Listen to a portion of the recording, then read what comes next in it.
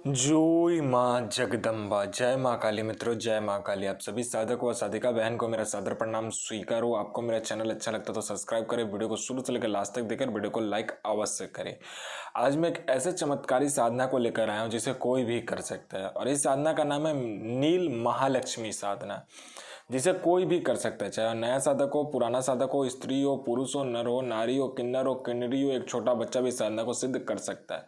आप इस साधना को कहीं पे भी खोज लेना, किसी भी यूट्यूब चैनल पे, किसी भी किताब, मौलाना, ओझा, पंडित, तांत्रिक, अघोरी, किसी के पास भी ये साधना खोज लेना। मिल गया तो मुझे बताना, मैं अपना चैनल डिलीट कर दूंगा, और ये साधना सिद्ध नहीं होता तो मैं अपना सर काट के आपके चरणों में अर्पित कर दूंगा, क्योंकि मैं वही साधना आपके समक्ष लाता हूँ जो कि मैंने किया होता है, मेरी गुप्त सिद्धियों के माध्यम से मुझे पता चलता है। मैं कोई भी आडम पाखंड किताबी ज्ञान लेकर नहीं आता।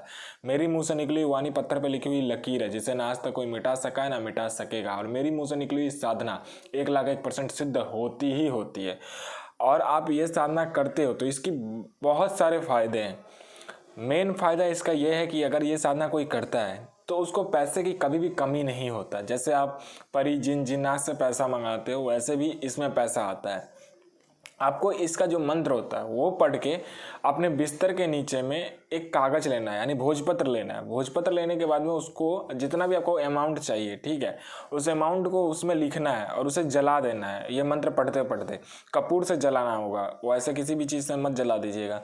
कपूर रख के उसको जलाइएगा। उसका जो राख बचे उसको क्या कीजिएगा, गुलाब जल में घोट कर, मतलब कि उसको मिलाकर किसी भी पीपल के पेड़ में, या आप बरगद के पेड़ में, या आपको ये दोनों नहीं मिलता तो किसी भी फूल के पेड़ में उसको डालना है, ठीक है।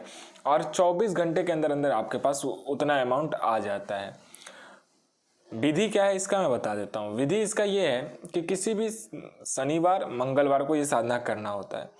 इसके फायदे क्या है मैं बताता हूँ। आपका जॉब नहीं लग रहा है, जॉब लग जाएगा। आपका प्रमोशन नहीं हो रहा है जॉब में, तो प्रमोशन हो जाएगा। आपके घर में पैसा नहीं आ रहा है तो पैसा तोड़ फाड़ के आएगा। आपके घर में उन्नति नहीं हो रहा तो उन्नति होने लगेगा। आपके घर में पैसा आता है, रुकता नहीं तो रुकने लगेगा। आपका बिजनेस नहीं चलता तो चलने लगेगा। बिजनेस बंद होने के कगार पे तो खुल जाएगा। आपका पैसा कोई मतलब कि रख लिया, दे नहीं रहा तो पैसा दे देगा।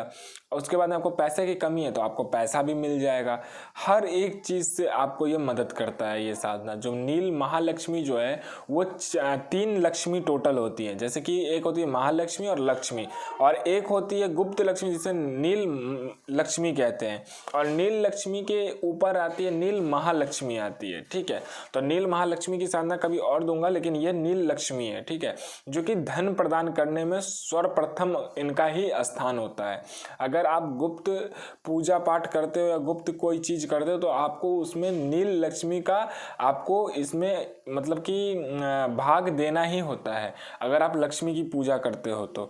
अगर आप लक्ष्मी की पूजा नहीं करते हो, या लक्ष्मी जी की जो दिन होता है लक्ष्मी पूजा का, उसमें अगर आपने पूजा किया होगा तो उसमें एक जो होता है प्रसाद जो होता है या भोग जो होता है नील लक्ष्मी को दिया जाता है, और एक भोग नील महालक्ष्मी को दिया जाता है।